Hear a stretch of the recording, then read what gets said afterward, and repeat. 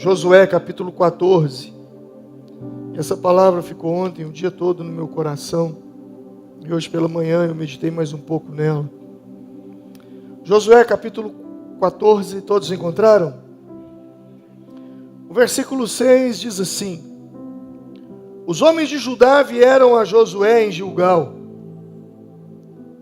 e Calebe, o filho do quenezeu Jefoné, lhe disse: você sabe o que o Senhor disse a Moisés, homem de Deus, em Quedes Barneia, sobre mim e sobre você.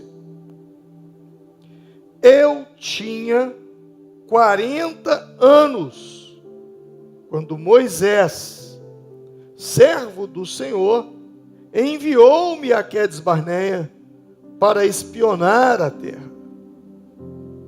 Eu lhe dei um relatório digno de confiança. Mas os meus irmãos israelitas, que foram comigo, fizeram o povo desanimar-se de medo. Eu, porém, fui inteiramente fiel ao Senhor, o meu Deus. E por isso, naquele dia, Moisés me jurou: certamente a terra em que você pisou será uma herança perpétua para você e para os seus descendentes, porquanto você foi inteiramente fiel ao Senhor, o meu Deus. Pois bem, o Senhor manteve-me vivo como prometeu, e foi há 45 anos que ele disse isso a Moisés, quando Israel caminhava pelo deserto. Por isso aqui estou hoje, com 85 anos de idade. Ainda estou tão forte como no dia em que Moisés me enviou. Tenho agora tanto vigor para ir à guerra como tinha naquela época. Dê-me, pois, a região montanhosa, que naquela ocasião o Senhor me prometeu. Na época você ficou sabendo que os Enaquins lá viviam, com suas cidades grandes e fortificadas. Mas se o Senhor estiver comigo, eu os expulsarei de lá, como ele prometeu. Então Josué abençoou Calebe, o filho de Jefoné, e lhe deu Hebrom por herança. Por isso até hoje Hebrom pertence aos descendentes de Calebe, o filho do quenezeu Jefoné, pois ele foi inteiramente fiel ao Senhor, o Deus de Israel. Hebrom era chamada de Kiriat Arba, em homenagem a Arba, o maior dos Enaquins. E a terra teve descanso da guerra. Amém. Feche os seus olhos. Senhor nosso Deus e nosso Pai, quando eu olho para o ano de 2025, Senhor, eu o vejo como uma montanha. E eu vejo janeiro como o início da montanha. E eu vejo o dezembro como o topo da montanha. E todos nós estamos iniciando a subida. Ainda estamos bem baixo, no pé da montanha. Eu sei, Senhor, que será uma montanha que tem os seus desafios próprios. Não são os desafios de 23, de 24. Serão os desafios do próprio ano de 25. Sei que serão momentos difíceis, alguns momentos desanimadores, haverá cansaço, haverá sobrecarga. Sei que em alguns momentos teremos que carregar as cargas uns dos outros, e talvez até carregar os outros nas costas. Mas o fato, Senhor, é que em todos os momentos eu sei que o Senhor estará conosco. Eu sei que o Senhor nos dará a força necessária para o momento necessário. Eu sei que o Senhor nos ajudará. Nós ainda não sabemos como é o topo dessa montanha. Quando lá chegarmos, olharemos para baixo e veremos todo o trajeto que fizemos. Janeiro, fevereiro, março, até chegar no topo dessa montanha. A minha oração e o meu clamor nessa noite é que todos aqueles que aqui estão conosco, estão nessa subida, que todos eles cheguem ao topo dessa montanha. E que nós, ao olharmos para trás e para baixo, em dezembro, possamos dizer: Ebenezer, até aqui o Senhor nos ajudou. Amém e amém. Glória a Deus. Amém. Eu estava ali agora há pouco orando, antes de vir para cá, enquanto os irmãos ministravam louvor, e eu estava pensando comigo assim: você já imaginou? Você já parou para pensar? Se cada palavra que você ouviu da minha boca, e não só da minha, mas dos demais pastores que passaram por essa plataforma, por esse altar, e ministraram sobre a sua vida palavras, se você tivesse colocado todas elas em prática, como você estaria hoje? Se cada palavra que você ouviu, cada pregação que você ouviu, cada mensagem que você ouviu, se você tivesse colocado aquilo em prática, como estaria a sua vida hoje? Porque quantas mensagens você ouviu durante o ano de 24? Palavras que nós nos debruçamos sobre elas, oramos. Quantas noites eu passei às vezes em claro orando por uma palavra. Houve um período que eu dediquei às quintas-feiras, de quinta para sexta, orando, para ministrar no domingo. Então não foram pregações assim, tipo, deixa eu ver o que eu vou pregar hoje. Deixa eu ver as tendências do YouTube. Não. Foram palavras direcionadas para a sua vida. Tanto é que um grande público, uma só palavra, e cada um ouviu a mesma palavra e saiu daqui: Deus falou comigo hoje. E o que ele falou com você não foi o que ele falou com o outro, o que ele falou com o outro e o outro. Então, antes de começar a pregar, porque hoje, nessa noite, será derramado muitas palavras sobre a sua vida. Palavras que podem mudar completamente o seu destino, que podem completamente mudar o seu futuro. Palavras que podem direcionar você, para que você vá nesse caminho até dezembro. E você consiga passar por todos os meses, por essa montanha a ser subida. 2025 começa assim, como uma montanha. E Josué capítulo 14 nos fala justamente disso.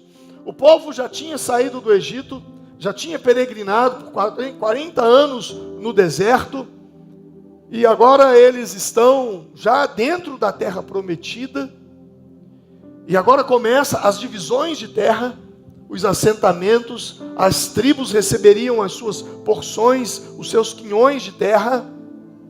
E nesse momento, então, que as terras estão sendo divididas, porque é assim que começa o capítulo 14, as divisões das terras do oeste do Jordão,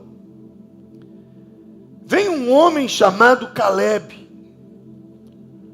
E ele diz para Josué: Josué, eu quero conversar com você. Eu estou com 85 anos.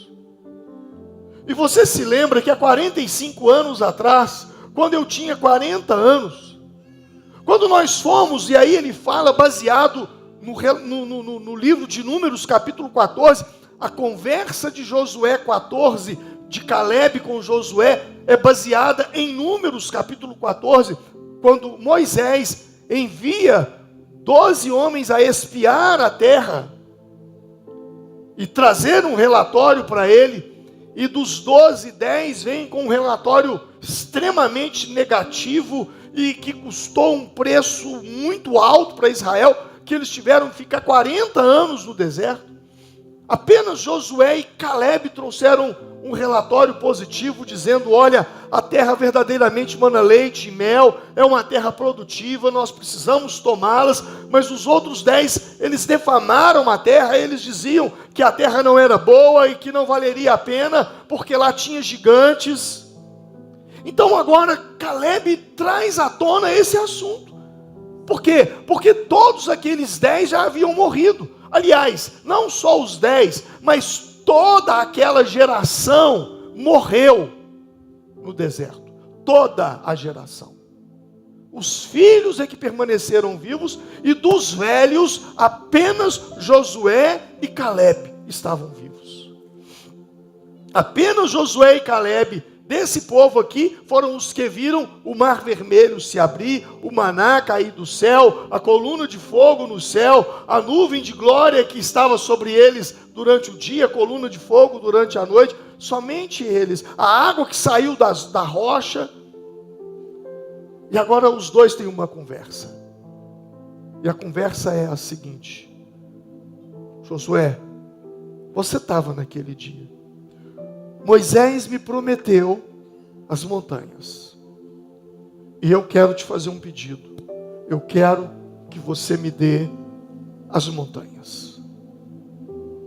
Eu sei que lá tem gigantes. Eu sei que lá estão os descendentes dos Enaquins. Eles estão ali. Eles guardam as montanhas. Mas não tem problema. Eu estou com 85 anos de idade. Moisés me prometeu isso, eu tinha 40 anos. 45 anos se passaram. E eu posso te dizer, Josué, a mesma força que eu tinha com 40 anos, eu tenho hoje com 85 anos de idade. A mesma disposição que eu tinha nos 40 anos, eu tenho hoje para entrar, subir, guerrear e tomar aquelas terras. E Caleb então disse: as montanhas são suas, faça como você quiser. O Senhor te deu através de Moisés, elas são suas. Essa é a mensagem, essa é a leitura da palavra. Caleb estava com 85 anos. Ele escolhe a parte mais difícil, o que é completamente o contrário de nós. Porque quanto mais velho, quanto mais o tempo passa, quanto mais velho nós ficamos, a tendência nossa, o natural, é procurarmos as coisas mais fáceis.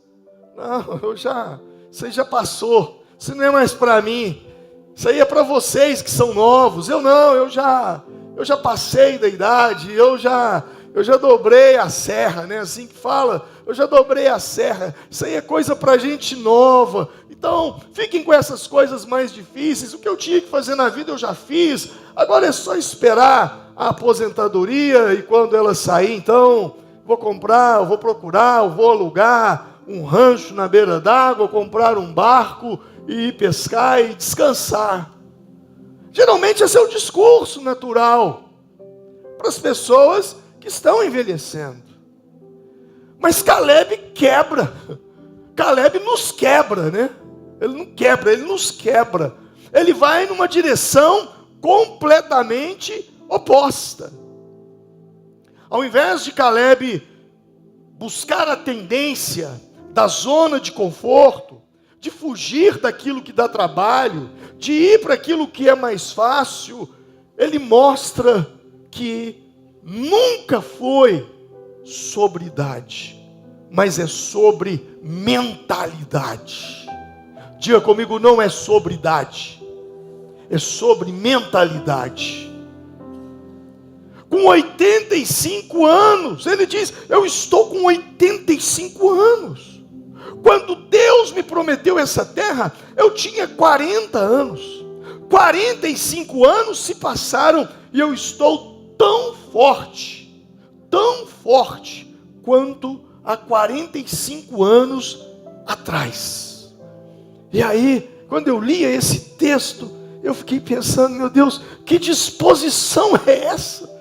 Que faz um homem de 85 anos se sentir como um homem de 40 anos. Eu fiquei pensando: que creatina foi essa que ele tomou? Que é isso? Que suplemento é esse? Que disposição é essa? Que mesmo com 85 anos de idade, ele escolhe a parte mais difícil. Não era apenas uma montanha, se eu posso dizer, uma montanha, chamá-la de apenas. Não, eu não posso. Tomar uma montanha é algo difícil. Você vai ver nas guerras que eles sempre montam as bases no alto da montanha, porque tem uma visão privilegiada da chegada dos inimigos. Então ele procura uma montanha, e não era apenas uma montanha, se é que eu posso chamá-la de apenas, era uma montanha guardada por gigantes, que levava o nome até então do maior deles, o maior gigante, que é o texto vai nos falar de, em Arba, vai dizer o versículo 15, Hebrom era chamada de Kiriat Arba, em homenagem a Arba, o maior dos Enaquins. Os gigantes estavam ali, e ele escolheu essa terra. 2025 promete ser uma montanha.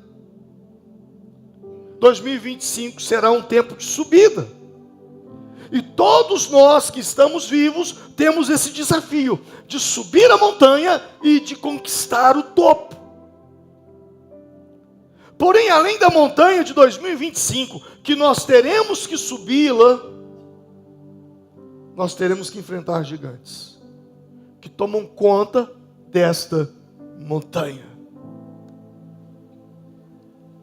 A sua montanha pode ser uma cura, pode ser a realização de um sonho, uma formatura, uma família construída, uma família em paz.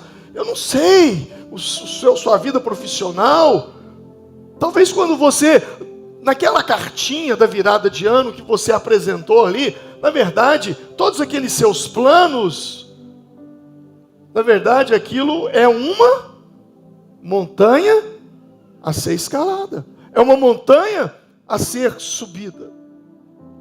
E a minha oração é que Deus faça conosco o que Ele fez com Caleb. O texto lá de Números 14 vai dizer: não me rejeites da tua presença. Não é isso, isso é Salmo 51. Mas lá vai dizer que em Caleb havia um espírito, um outro espírito. Havia um espírito diferente nele. A minha oração é que nós venhamos ter esse espírito diferente. Nós venhamos ter um espírito que vem de Deus, um espírito que nos fortalece, um espírito de ânimo para subir essa montanha. Um espírito diferente, ele começa com uma boa, eu poderia dizer, opinião sobre si. Você tem opinião sobre muitas coisas. Você dá opinião sobre futebol, você tem opinião sobre cozinha, você tem opinião sobre política, você tem opinião até para quem não te pediu opinião. Mas a minha pergunta é: qual é a opinião que você tem sobre você? Ele não se escondeu atrás da idade para buscar conforto. Ele não se escondeu atrás da idade para dizer que já não dava mais. Mas ele diz que apesar de ter 85 anos, ele se sentia bastante jovem. Por quê? Porque Caleb era um homem que tinha uma autoestima resolvida. Ele tinha uma boa opinião sobre si mesmo. E esse homem que conquista montanhas, que eram habitações de gigantes, é o homem que antes de conquistar a montanha e antes de vencer os gigantes, primeiro ele conquista a si mesmo. Ele conquista a si mesmo. Você não vai conquistar as montanhas se você não conquistar a você mesmo. Você não vencerá os seus gigantes se você não vencer a você mesmo. Caleb nos mostra que é este homem que tem uma autoestima, um retrato interior bem definido, porque a sua autoestima, a sua autoimagem é o seu retrato interior, e o seu retrato interior é como você se enxerga.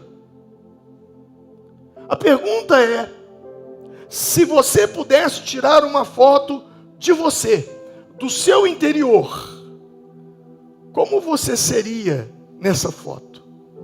Se hoje você pudesse tirar uma foto da sua mente, da sua mentalidade, aí eu não estou falando da sua massa de cérebro, mas eu estou falando da sua mentalidade, da sua personalidade, do seu estado mental, do seu estado de espírito, do seu estado emocional, como seria essa foto? Se você pudesse tirar essa foto hoje, como ela seria?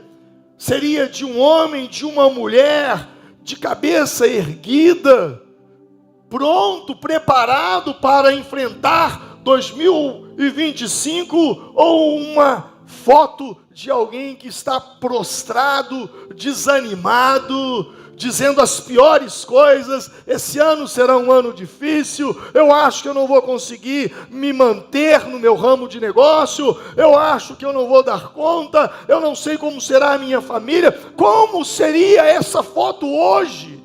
Porque a foto que Caleb tira é a foto que diz o seguinte: estou com 85 anos, há 45 anos atrás Deus me prometeu a montanha, e tal qual era a minha força, ela é hoje. Que venha a montanha de 25, que venha os Enaquins, que venham os gigantes, eu estou pronto. Qual é a sua foto? Essa é uma boa pergunta. Como é que você se enxerga? Como é que você se define? Porque muitas das nossas orações, elas não são ouvidas, porque no fundo, nós não nos sentimos merecedores. Tem muita gente que quer uma cura, mas não se sente merecedor da cura.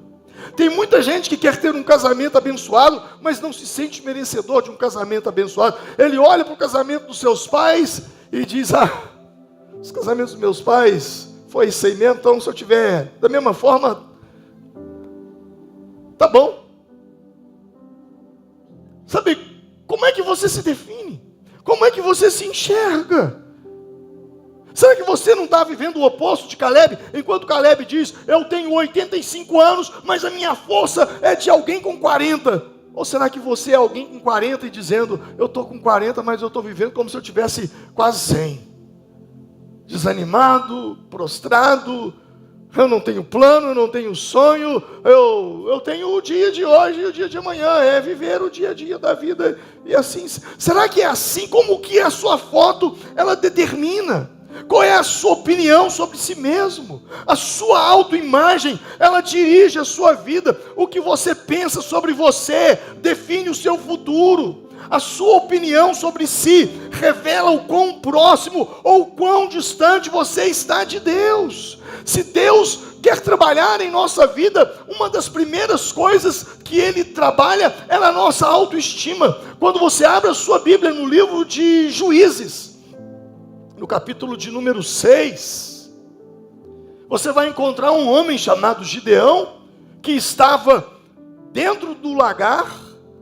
O lagar, para quem não sabe, era um buraco furado, cavado numa rocha, aonde eles jogavam a uva, e ali eles pisavam a uva, e aquele suco se transformava depois no vinho. Ele estava no lagar malhando trigo. E aí quem é da roça sabe do que eu estou falando. Nós não temos trigo na nossa região, mas nós temos feijão. que é bater feijão. Não sei se você já teve essa triste, essa experiência, né? Que você sai com a mão bem cheia de calo e bater feijão não é fácil, é naquele sol. E você precisa de espaço para isso. Malhar o trigo precisa de espaço. Agora imagine ele tentando fazer isso num cubículo, escondido dos midianitas. E aí então Deus diz, eu vou usar Gideão. E quando Deus diz, eu vou usar Gideão, ele encontra Gideão escondido, acovardado, amedrontado. Sabe qual foi a primeira palavra que o anjo disse para ele? O Senhor é contigo, homem valente. Quando ele ouve isso, eu fico imaginando essa cena, e o Senhor diz, o anjo diz, o Senhor é contigo, homem valente. Ele deve ter olhado para trás e falado assim, quem que ele está falando? É homem valente? Tem mais alguém aqui além de mim? Não, é com você mesmo. Ou seja, a primeira coisa que Deus faz é levantar a autoestima daquele homem. Porque aquele homem estava com a autoestima dele estava muito baixa. Porque ela estava baseada nas circunstâncias, ela estava baseada naquilo que os seus olhos estavam vendo, daquilo que eles estavam vivendo, e de repente o anjo dá uma palavra vinda do céu. A nossa alto ou baixo estima, ela não deve estar baseada naquilo que acontece diante dos nossos olhos, mas daquilo que é dito do céu sobre nós. E agora o anjo diz, o Senhor é contigo, homem valente. Isso é poderoso, porque se você sabe quem você é, você sabe para onde ir. Autoconhecimento é poder. Caleb chega para Josué e diz, eu quero a minha montanha. Eu quero a minha montanha. Ele creu. E porque ele creu, ele agiu. Quem de fato crê, age. Por quê? Porque crer é um verbo, e verbo pede ação, exige atitude. A montanha é minha, eu vou para lá, não tem problema. Caleb, ele não envelheceu espiritualmente. Aos 85 anos de idade, ele busca adrenalina novamente. Dá-me a minha montanha. Sabe por quê? Porque a vida espiritual, ela não para. Ela não para. Olha aí Josué capítulo 14. Olha só o que vai dizer o versículo 10. Quando ele pede a montanha. Eu vou ler o 9. Por isso naquele dia Moisés me jurou, certamente a terra que você pisou será uma herança perpétua para você e para os seus descendentes, porquanto você foi inteiramente fiel ao Senhor, o meu Deus. Pois bem, o Senhor manteve-me vivo como prometeu. E foi há 45 anos atrás que ele disse isso a Moisés, quando Israel caminhava pelo deserto. Olha o versículo 10. Pois bem, o Senhor manteve-me vivo. Diga comigo, o Senhor manteve-me vivo. Uma outra tradução vai dizer, o Senhor me conservou em vida. Ele está dizendo o seguinte, olha, eu quero a montanha. E por que eu quero a montanha? Porque o Senhor me conservou vivo. Porque o Senhor manteve-me vivo. O que ele está dizendo é, se eu estou vivo, não importa se passaram 10 anos, 20 anos, 30 anos, 40 anos, 45 anos, o Senhor me fez uma promessa. E se eu estou vivo, é porque Deus tem algo para realizar através da minha vida. Você já se deu conta disso? Se você está vivo, é porque Deus ainda não terminou o que Ele tinha com você. Se você está vivo, Deus está te dando uma oportunidade de fazer aquilo que Ele te chamou para fazer. Se você ainda está vivo, é porque as promessas de Deus ainda vão se cumprir na sua vida. Então a sua postura, talvez, é que tenha impedido as coisas de acontecerem. Caleb, ele tem postura. Estou com 85 anos, fazem 45 anos que eu recebi uma promessa.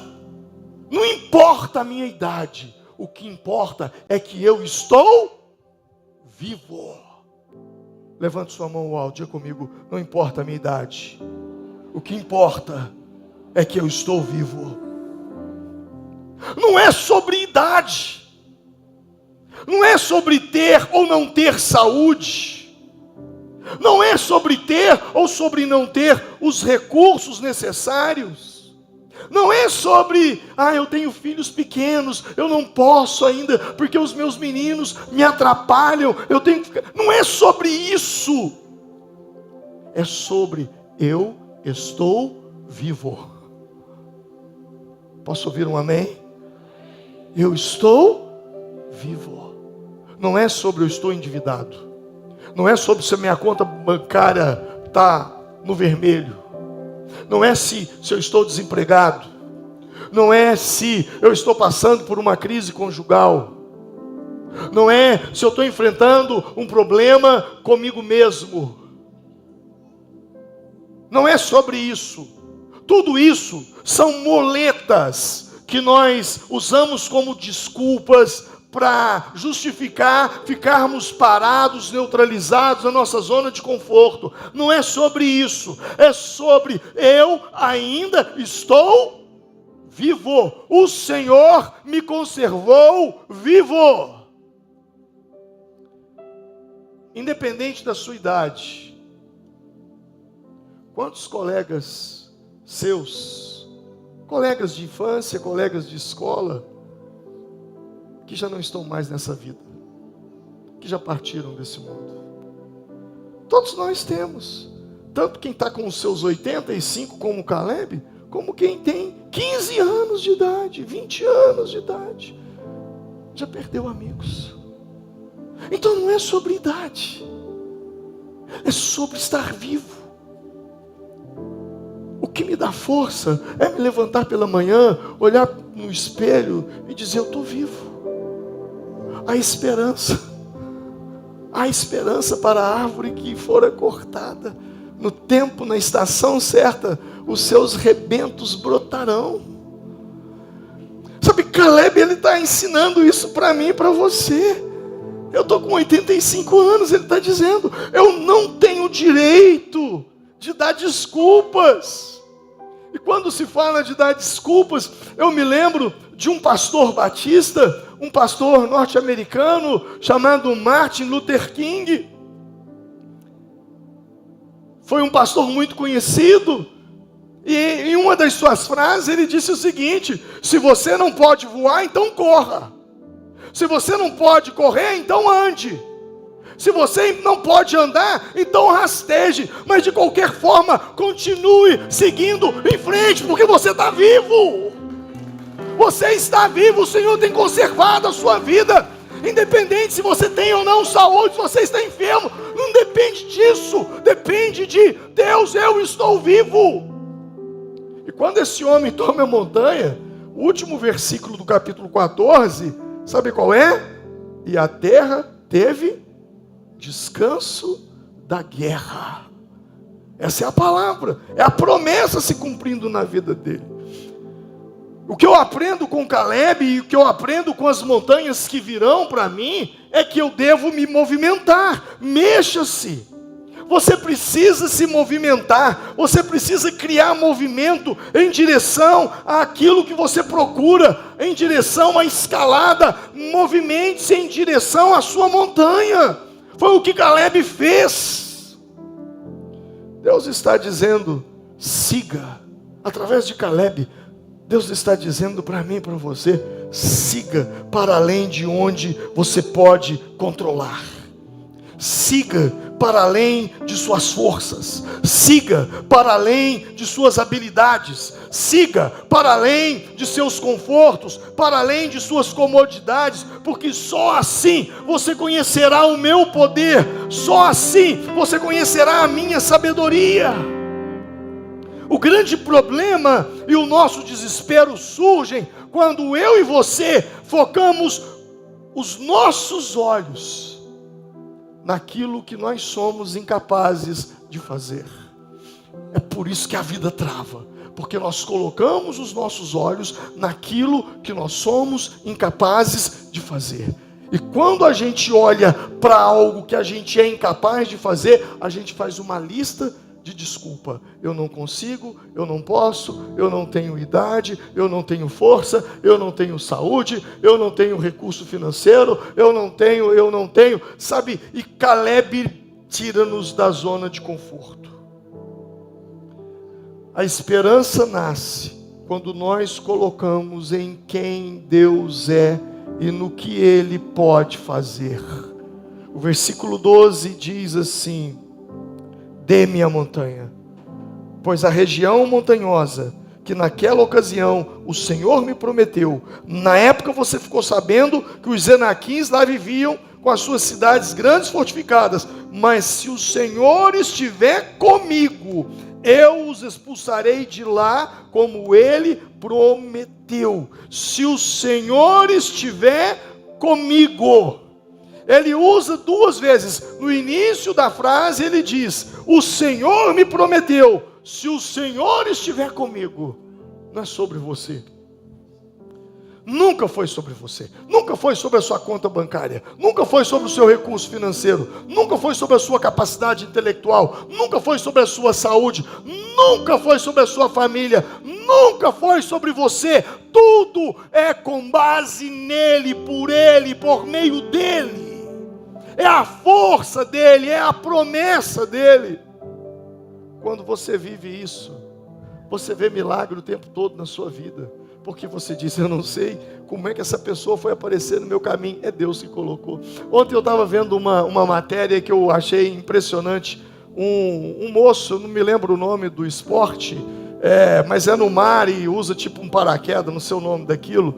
E usa tipo também uma coisa que ele vai esquiando. E o cara comprou uma câmera e foi testar a câmera. Vocês viram isso? Foi testar a câmera. E ele entrou no mar, foi testar a câmera, voando e sei lá, o paraquedas voando e ele levando ele com a força do vento nas águas. E ele vai para o alto mar, ele sai da parte da arrebentação da maré. E ele se depara com uma menina de 15 anos que as ondas já tinham levado ela para o alto mar. Aí que a gente fica pensando, como é que esse cara... Isso já era 5h40 da tarde.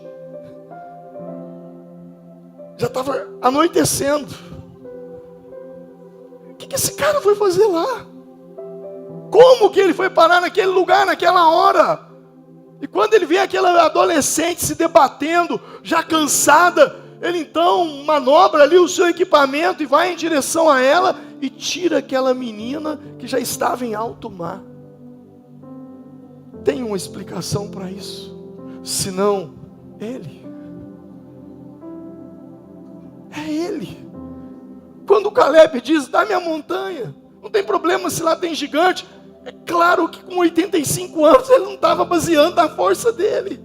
Ele estava baseando-se na força do Senhor na vida dele. Ele estava se movimentando para aquela direção. O nosso chamado é para o movimento. O nosso chamado é para o movimento. Por isso que Jesus, em João, capítulo 14, você conhece bem, Jesus disse: eu sou o caminho, a verdade e a vida. Ninguém vem, não é vai, vem, porque eu sou o Pai, Ele é o Pai. Ao Pai, senão por mim. Jesus diz: eu sou o caminho. Sabe como os discípulos eram chamados antes de serem chamados de cristãos? Você já leu o livro de Atos dos Apóstolos? Eles eram chamados como os homens do caminho. O nosso chamado em Cristo é entrar no caminho. E ninguém que entra no caminho entra para ficar parado, entra para se movimentar. Então o seu chamado é para movimento. Nós somos chamados para colocar o pé na estrada. Então não fique preso no passado, mesmo pelas coisas boas que já te aconteceram. Tem gente dizendo, como é bom aquele tempo, como era bom naquela época. Eles esqueceram que Hebreus capítulo 13, versículo 8 diz, Jesus Cristo é o mesmo ontem, hoje e eternamente. Se você tiver saudade das coisas antigas, eu quero te ensinar a ter saudades das coisas que irão acontecer, porque o que está por vir é muito maior do que o que já aconteceu na sua vida. Essa é a nossa fé. Jesus é o mesmo ontem, hoje, eternamente. O que Ele fez ontem, Ele faz hoje, Ele fará maior amanhã. Coisas maiores estão por vir. Eu tinha 40 anos e era forte. É o que Ele está dizendo. Eu não tenho saudades daquele tempo. Eu estou com 85 anos e estou tão forte como quando eu tinha 40 anos. É isso que Ele está dizendo. Mas quantas pessoas estão envelhecendo no espírito? Já não sentem o mesmo calor, já não sentem a mesma fé, já não sentem o mesmo entusiasmo, já não sentem a mesma coragem. Sabe, eu tive um momento de tanta alegria aqui hoje, quando eu olhei para o chão, porque eu achei isso aqui, ó. Isso aqui é um marcador de texto para leitura da Bíblia. E eu fiquei sem. E achar isso aqui no chão me deu uma alegria. Falei, opa, graças a Deus achei um. Porque eu estou lendo, eu preciso marcá-la aqui. Por que eu estou dizendo isso? É uma coisa simples, não é? Porque me falaram que tinha acabado, não sei se acabou. É uma coisa simples, mas me deu alegria. Por quê? Porque amanhã eu já vou preencher todas as passagens da Bíblia que eu já li aqui hoje. Então nós somos chamados por um movimento, nós somos chamados para caminhar. Caleb sabia que a sua força estava em Deus, nos braços de Deus. Ele sabia que ele não podia contar com a sua idade, com a sua força. Por quê? Isso me lembra uma frase de Rick Warren, quando ele diz, você nunca saberá que Deus é tudo o que você precisa, até que Ele seja tudo o que você tiver. E o que me ensina aqui, é que Caleb, ele usa a língua para mudar o rumo da sua vida. Ele só está sendo citado aqui hoje, e em vários lugares se pregará sobre isso. Por quê? Por causa das palavras que ele usou naquele dia. Palavras são muito importantes. E nós precisamos mensurar aquilo que nós estamos dizendo. Provérbios capítulo 6, versículo 2 diz, estais enredado com as palavras da tua boca, estais preso com as palavras da tua boca. Provérbios 18, 21 diz, a morte e a vida estão no poder da língua, e aquele que a ama comerá do seu fruto. Tiago capítulo 3 diz, a língua também é um fogo, sim, a língua é um mundo de iniquidade. A língua está situada entre os nossos membros e contamina todo o corpo e inflama o curso da natureza. Olha o que a Bíblia diz, que a língua inflama o curso da natureza. Diga comigo, a língua inflama o curso da natureza. Sabe o que é isso? A Bíblia está dizendo que a língua, ela muda o curso da natureza. E o que é mudar o curso da natureza? Deus tem planos para a sua vida. Deus tem projeto para a sua vida. Deus tem sonhos, Deus tem promessas, Deus tem milagres. Mas a língua muda o curso e faz você não viver. Mudar o curso da natureza é alterar aquilo de bom que vai acontecer com você. E ali, quando você abre a boca, você amaldiçoa. A língua muda o curso das coisas, afeta o seu futuro. As suas palavras vão no seu futuro e diz, vai dar errado, e condiciona sua mente para o pior. Aí quando acontece, você diz, eu já sabia. Mas já sabia por quê? Porque você amaldiçoou, porque você usou a sua boca, porque você usou a sua língua. Você pode não ter uma fé maior que as suas palavras. A sua fé, ela não é maior do que aquilo que você fala. A nossa conversa, ela mostra o tamanho da nossa fé. Marcos capítulo 11, 23 diz: porque em verdade eu vos digo, que qualquer que disser a este monte, olha só, qualquer que disser a este monte, ergue-te e lança-te no mar, e não duvidar em seu coração, mas crê que se fará aquilo que diz, tudo o que disser, será feito. Tanto Paulo, quando ele diz lá em 2 Coríntios, por isso criei, por isso falei, nós também cremos, por isso também falamos. Eu aprendo que nós podemos profetizar os destinos com as nossas palavras. Nenhuma profecia, nenhuma, tem tanto poder sobre a sua vida do que aquela que sai da sua boca. A Bíblia vai dizer lá no livro do profeta Isaías, capítulo 65, olha o que diz o texto: de modo que aquele que abençoar, se abençoar na terra, será abençoado pelo Deus da verdade. Guarde esse versículo. Aquele que se abençoar. Aquele que se abençoar. Diga comigo, eu preciso me abençoar. Me abençoar. Diga, eu preciso me abençoar. Só que qual que é o problema? É que muitas vezes nós não nos abençoamos. Pelo contrário, nós o tempo todo nos amaldiçoamos. Nós falamos coisa ao nosso respeito. Sabe, tem gente aqui que ele nem precisa do diabo. Ele já faz o serviço do diabo. Ele a si mesmo se amaldiçoa. Ele a si mesmo declara um monte de palavra e um monte de coisa ruim sobre a vida dele. O diabo tira férias com ele.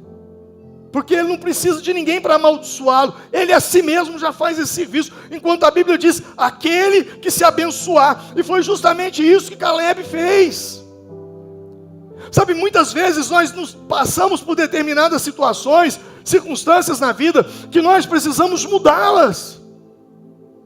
Em Gênesis capítulo 35, a esposa de Jacó estava grávida, Raquel, e a Bíblia diz que ela morre no parto.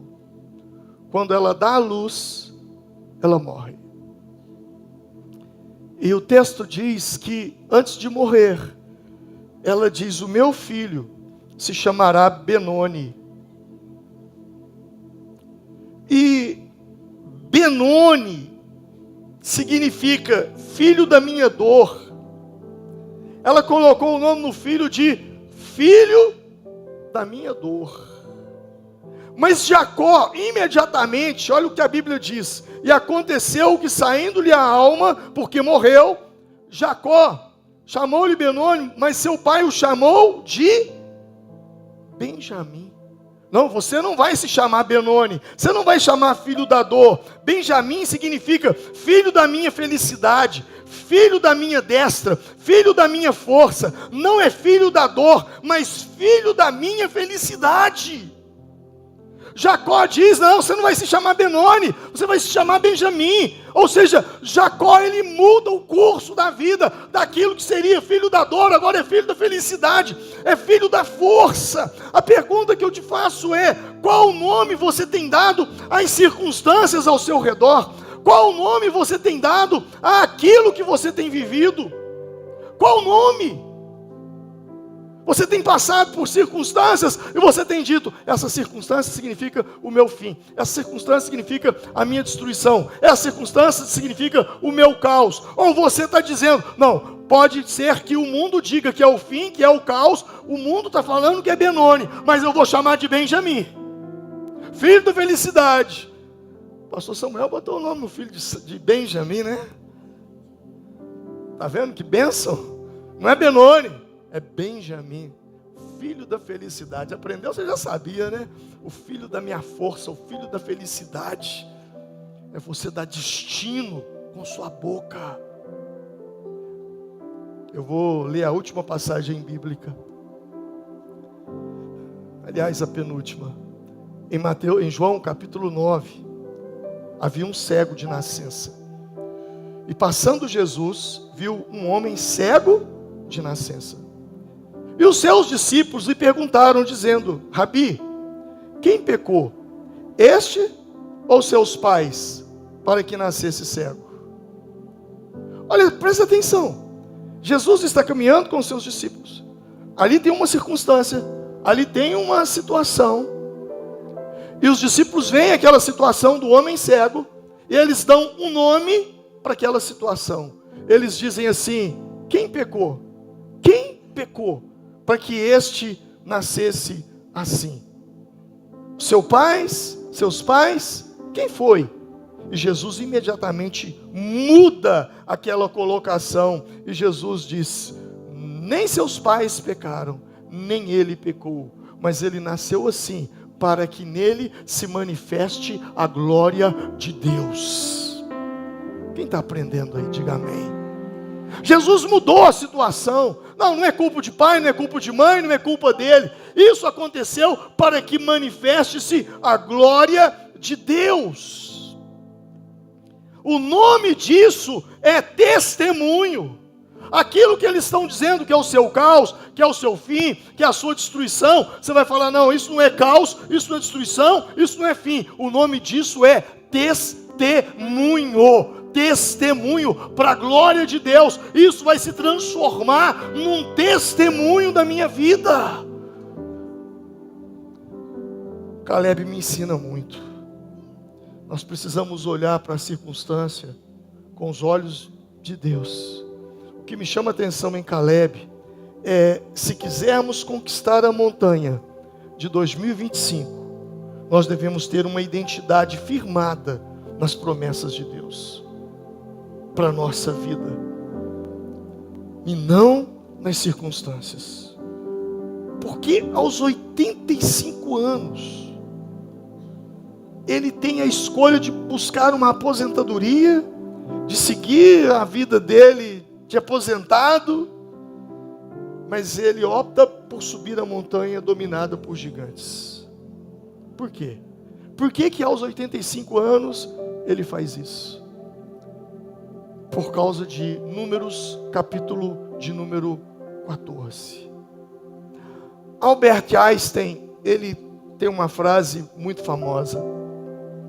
Ele diz assim: uma mente que se expande jamais volta ao seu estado, ao seu tamanho original. Uma mente que se expande jamais volta ao seu tamanho original. Isso explica, humanamente falando, cientificamente falando, por que Caleb, aos 85 anos de idade, escolhe montanhas com gigantes. Isso ensina. E o que ensina? Por quê? Porque em Números capítulo 14, ele diz: tá, vamos enfrentar esses gigantes, vamos entrar na terra prometida. A mente dele estava expandida para destruir gigantes. E a mente que se expande, ela não volta ao seu tamanho original. Por exemplo, você tem dificuldade talvez de correr 3 quilômetros, 4 quilômetros. O dia que você conseguir correr 10 quilômetros, você vai falar: 5 quilômetros é muito fácil. Por quê? Porque sua mente expandiu. Você não consegue levantar 20 quilos de peso. O dia que você levanta 30 quilos, você fala: levantar 20 é fácil. Por quê? Porque a sua mente expandiu. Você anda a pé. O dia que você compra uma bicicleta, sua mente expande. Você fala: eu não ando a pé mais nunca. Aí depois você compra uma moto, você fala: não quero saber mais de bicicleta, só se for para fazer trilha. Aí depois você compra um carro, você fala: não quero mais saber de moto. E daí daquele carro você melhora de carro. Você já percebeu que a tendência é só melhorar? Por quê? Porque a mente expandiu. E quando a gente olha para Números capítulo 14, ele diz: tão somente não sejais rebeldes contra o Senhor, não temais o povo. Isso é Caleb dizendo: não temais o povo dessa terra, porquanto são eles o nosso pão.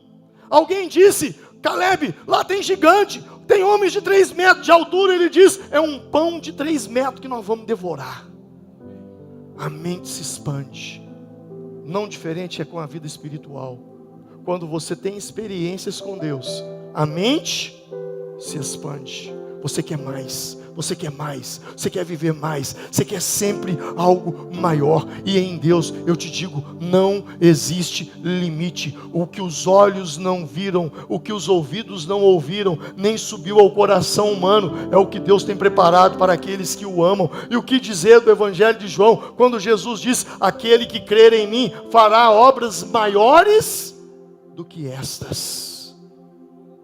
A minha oração é que em 2025 não haja limites para você, que você possa expandir, que você possa ter a mente de Caleb, uma mente expandida pelas promessas de Deus, uma mente que se expande nas promessas deste livro chamado Bíblia. E quem perdeu isso aqui vai ficar sem, que eu já achei, é meu agora, vou levar.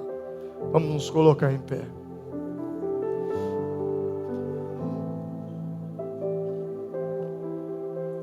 Feche os seus olhos, curva a sua cabeça. Eu comecei essa reunião fazendo uma pergunta. Se você tivesse colocado em prática tudo aquilo que você ouviu no ano de 2024, como seria a sua vida? Você está tendo uma oportunidade. Você ouviu uma palavra hoje que pode mudar a sua vida. Você ouviu uma palavra hoje que pode mudar o seu destino. A pergunta é: o que você vai fazer com essa palavra? O quê?